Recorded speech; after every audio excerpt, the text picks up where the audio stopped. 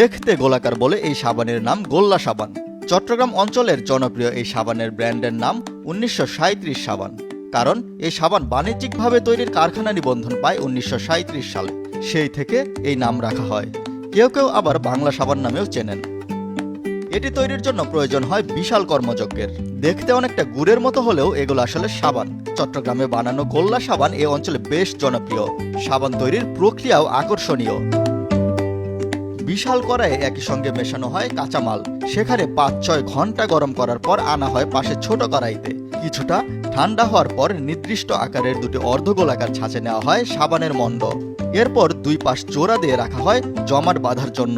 তারপর কারিগরেরা গোলাকার চামচের সাহায্যে প্রস্তুত করেন চট্টগ্রামের শত বছরের পুরনো গোলাকার সাবান।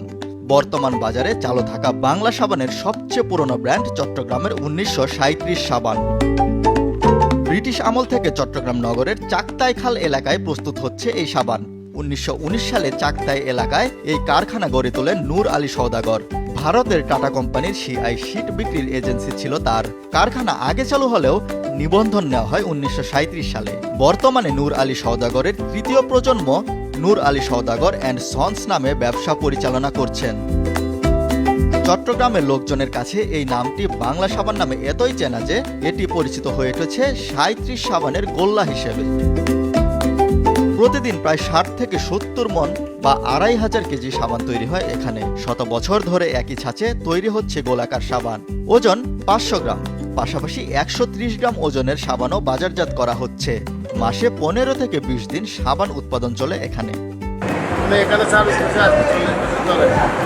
আমাদের এখানে র মেটেরিয়ালস ব্যবহার হয় কাঁচামাল, চর্বি, রাইস ব্র্যান, তারপরে কাস্টিক, সিলিকেট, এগুলোকে সামান তৈরি হবে।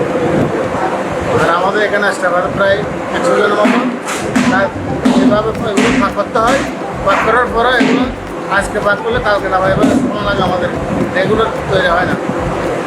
কারখানায় শ্রমিক রয়েছেন প্রায় 50 জন। তারা সবাই চুক্তিভিত্তিক কাজ করছেন। তবে অধিকাংশ শ্রমিকই এখানে কাজ করছেন 20 থেকে 30 বছরের বেশি সময় ধরে। বর্তমানে প্রতিটি গোল্লা সাবান বিক্রির খুচরা মূল্য 80 টাকা। সময়ের সাথে দাম বেড়েছে প্রতিযোগিতা, কিন্তু চট্টগ্রামের মানুষের কাছে এর কদর এখনো কমেনি।